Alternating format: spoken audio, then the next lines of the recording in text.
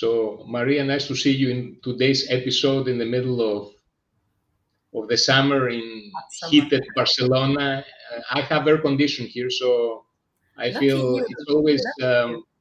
yes, a luxury. I don't know if outside the quality of life that air conditioning is offering when it's very warm, it's incredible. Yeah. I'm not a big fan of air conditioning, but in some Exactly. cases, I can say it's a Yeah. huge invention. Yes, Yeah. nice to have you back. You look also very Yeah. nice after your holidays. Color. I didn't have any holidays yet. I think you can see that also. So, but I will have my holidays also in a week. So I chose today's topic, which is online marketing options for B2B. And I want to say that uh, I'm not an expert on the topic, but through my experience the last years, I can tell you what works for my business. And I found that through trial and error. And certainly there are people out there that know way more about the topic, but I can tell you what works for my business and what doesn't work, and all the miss shots that I did so far. So what works if if you are on the B2B sector and you are not on retail or you don't sell, uh, are certain channels that work, and I want to start with the one that works best for me, and that is SEO. Mm.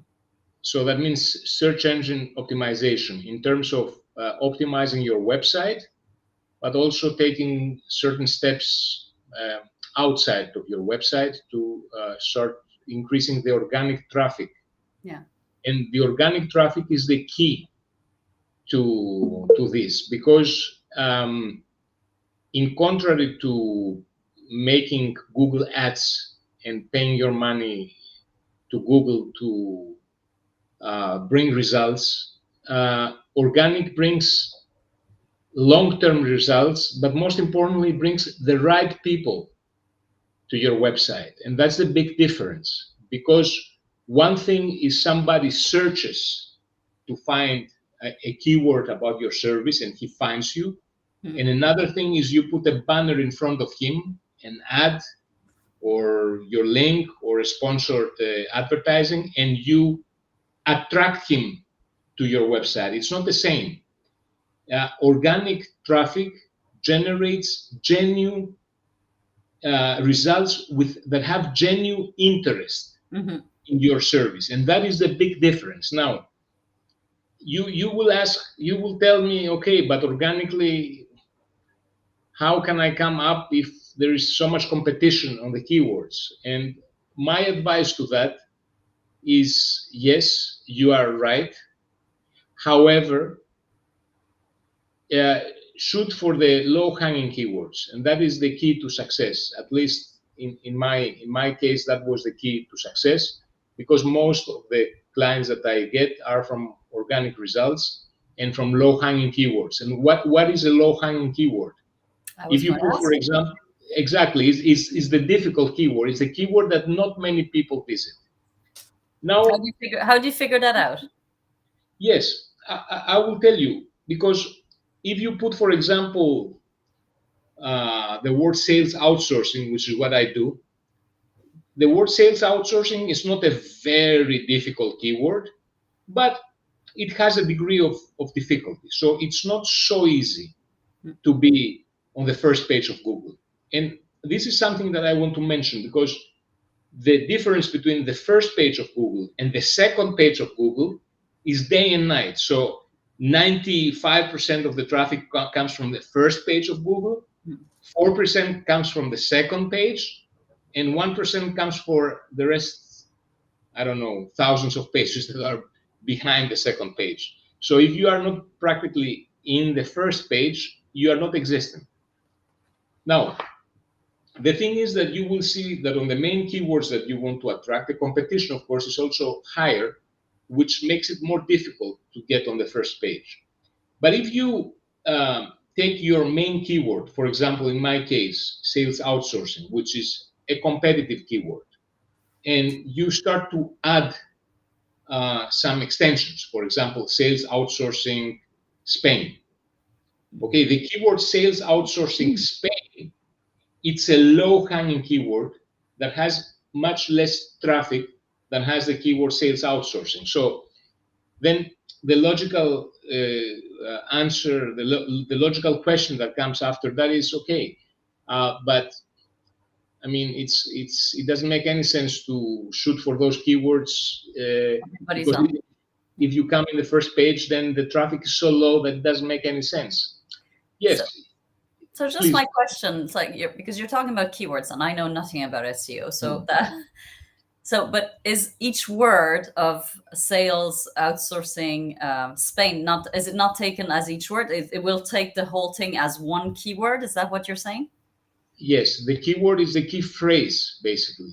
If Okay, somebody so it's not specific, just words separately. It can be combined words.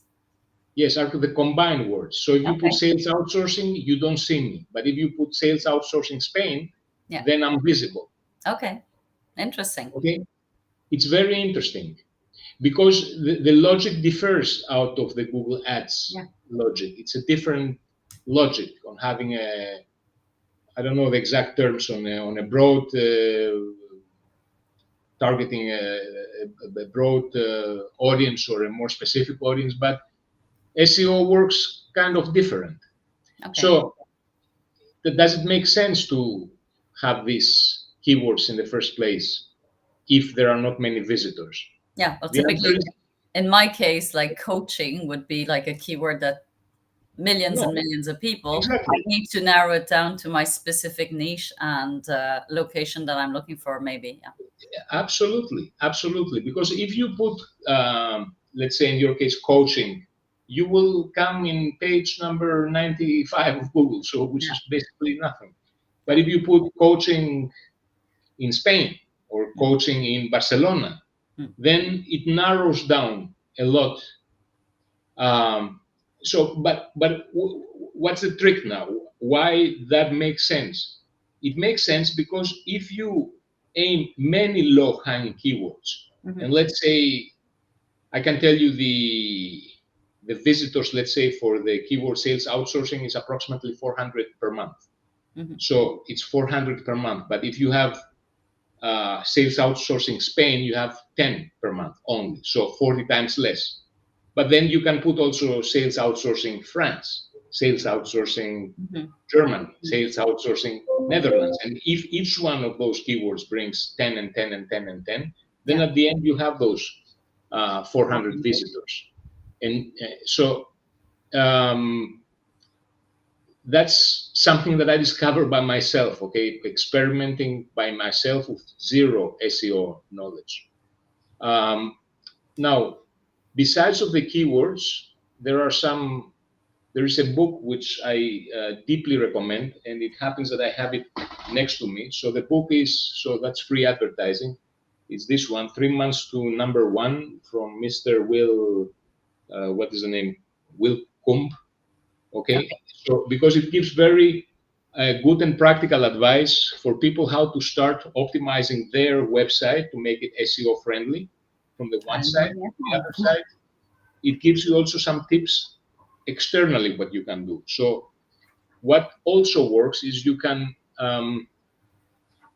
find websites where you can put your link. So how does that work? Exactly. Other people's website where you could put your link? Yes. Yes. Other people's website where you can ask them or maybe pay them to put an article where you have your link there. Yeah. Okay. So basically, when I'm invited on a podcast or when I'm invited to write an article, I always give them my link.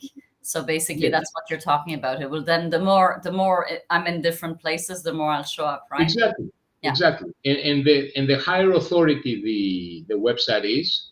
So if they put you in New York Times and there is like an article that has your link, then it's going to boost your exactly. It's going to boost your visibility, SEO traffic. So Okay. all these things do work, and they do make the difference. And I'm talking now about the B2B sector, because B2B is kind of a little bit different than it is the B2C. retail or people that want just to become famous. Or I can tell you another thing also here that I discovered. Besides SEO and LinkedIn as a social media channel, nothing else works. So there is no point of being on Facebook. There is no point of Instagram or TikTok or What all about these things. Yes. what about email marketing? Because I hear a lot of, so I've read a lot of different articles on the fact that email marketing gets you more bangs for your bucks, like more return from the people who like are into it. I am very skeptical about email marketing. Have you tried it? Yes, I have also an email list, which is not very big, but it's not small either.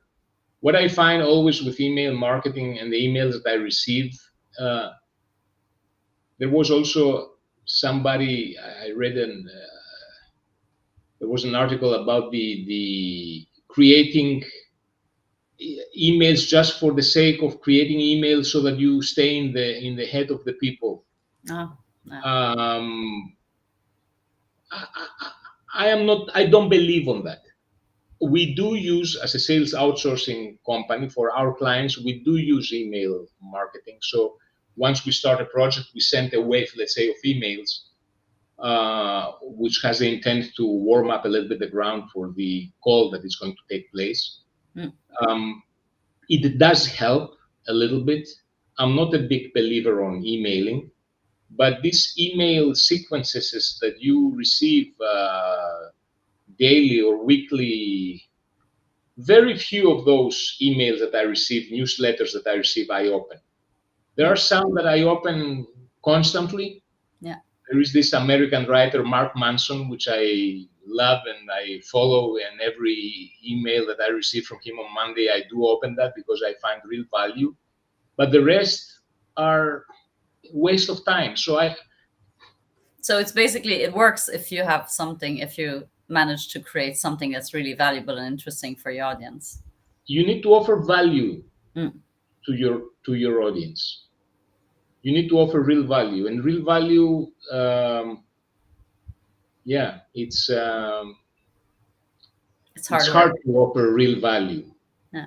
It's hard to offer, and most of these marketing emails, they are for the sake just for to remind to people that, Mm. hey, I'm here and I exist. Yeah. Same are those. There are some websites that they, for example, Buffer is one of them, that they post on your behalf in social media posts and articles and things like that. Which, yes, you have a presence, yes, but all these things, ah, I don't know. I'm really skeptical uh, on the effect that they have. But certainly, what I certainly find, besides of SEO, what definitely works for professionals like you, me, it's LinkedIn. It does work. There are also some tools that they help send some LinkedIn messages. Mm. Those LinkedIn messages can be very effective. And once you define a niche and you offer something that it really makes a difference, then it does work. So certainly. And what about Uh, paid ads? Do you use paid ads? Is that something you'd advise? so what happened with the paid ads? Um, so I never use paid ads on LinkedIn. But So I in don't have general, but paid ads in general. paid ads. Yes, I used in the past Google Ads, which the outcome of Google Ads was immediate. So once you start, you will see results. Okay.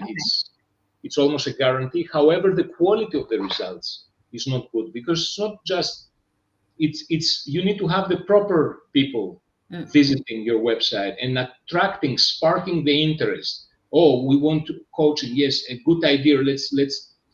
let's have a conversation.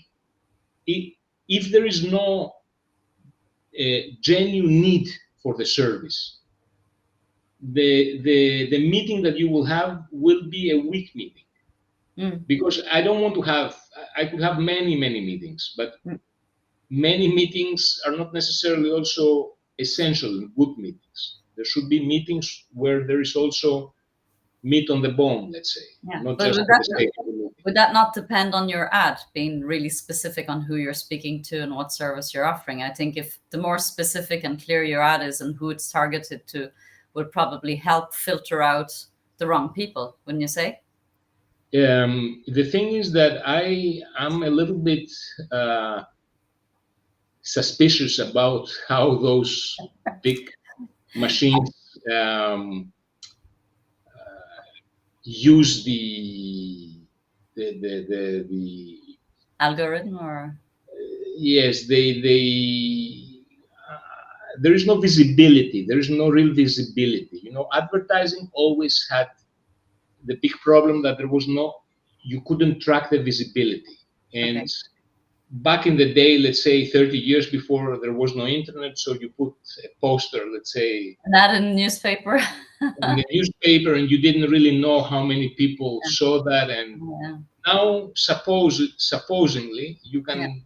You should track it. You can supposedly you can track it, but I can tell you an experience that I had many years ago on Facebook, of course. And the experience was that I was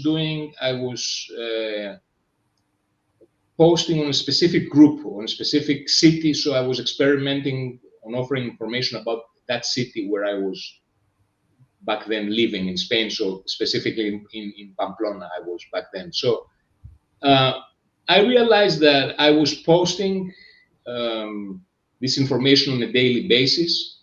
And now to add subscribers, that was a service that I was paying Facebook to get subscribers. So the first month, let's say with 100 subscribers, a specific posting had, let's say, 7 clicks, more or less, average per day. 7 clicks, 6 clicks, 10 clicks. That was the average.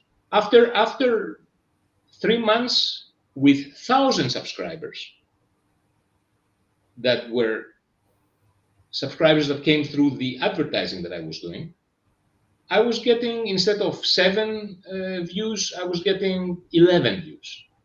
And my question was, how come with 10 times more subscribers to have only like a 30% increase on the clicks? It's not a logical sense. So I deep dived and I saw that what happened was that the initial subscribers were people that were living in this city. Sorry, you cut out. Then the subscribers that came afterwards, because they were people that had some relation with the city. So it's not the same, I live in Barcelona and I'm seeing an advertising, and it's not the same that I visited Barcelona 5 years ago in a cruise ship and I liked it and I see an advertising about Barcelona. So I found that I was misused, and so I'm a little bit very skeptical on the ads. Always, you're skeptical of everything, aren't you? Of everything, but I have reasons to be skeptical. Yeah. I have reasons to be skeptical. That is the thing.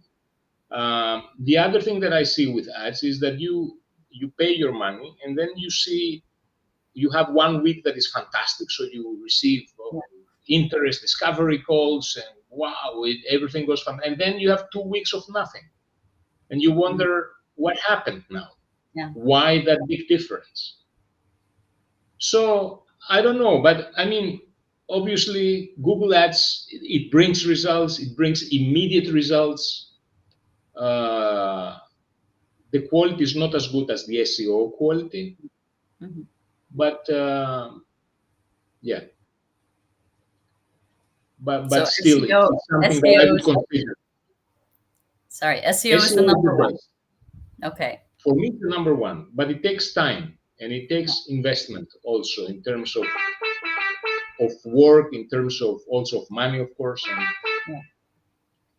And, Is that on your side, the little? The noise is my mobile phone that reminds me of things which I don't know what it reminds me, but Hopefully it's not too important. yes, I need to sit down also. You see, we are living on the age where attention is the currency, you know. Yeah. Everybody's trying to get a chunk of your attention. Yeah. Yeah, that's why you need to, yeah, I like my phone doesn't make any noise, and when I'm at my desk, I just put it away. Yes. Otherwise, So I know that I'll get distracted and I'll be picking it up, absolutely. and I'll be doing, and you pick it up for one thing, and 20 minutes later, you realize that you've been scrolling on one of the social medias, or you've been doing something That's else. very addictive. It's very, because you start scrolling and it takes you inside. Yeah, No, they know how to use their SEO. yes, they know, they are experts. I can tell you that. Yeah. But the SEO experts are also very hard to find people to really help you. You know, I Yeah. feel So I'm walking in a desert of yeah. So it's important. So I need to go and look at my website and check that the SEO is Absolutely. You need to invest, buy the book, buy this. I do free advertising of Mr. Will. 3 months number But one. It's a good 3 months number one, and I say that because it's a book that you can read it and you can understand it. Yeah, it's easy and You can practical. apply. It's practical, exactly. It's not theoretical. Because what happens with topics where you don't know, so people come and they present you information, and you digest this information as equally important, which is not. Yeah, So and you get overwhelmed. from the 100 things that they tell you, maybe 2, 3, 4 are very important. The rest are medium or low important, but you cannot tell which is what. That's not the case with this book. So it tells practical steps, and yes, at least it helps you a lot to understand how to construct your website so that it is SEO friendly. When I started my website, I had no clue. I just make a website. I had no clue about keywords, nothing. Yeah. And then I had to make a lot of changes to make it more keyword friendly, let's say, more SEO friendly. Well, I'm adding that book to the list of the never-ending list of books that I need to buy. Yes. Read. I have a pile that I actually need to read before I buy more. I'm reading piles of books because I'm a victim of I see a new book and I go and I buy it, and then I buy another book after a week, but I haven't finished the first one. Yeah. And I have also the guilt feelings of when I buy a book, I need to read it, because I think maybe now it's boring, but maybe later I will miss something. Yeah, I have a little pile of books also to read or that I'm reading. So yeah, same battle. Same battle. Well, thank you for that information, because I had no idea. So I'm definitely going to go and check my SEO. Absolutely, you have to do that. It's very important. There are also some websites. I use SE Ranking. There are also some other ones which they can show you the results. On your website, they can rank your website? Exactly. They rank your website and they rank the keywords that you are facing. And so it's,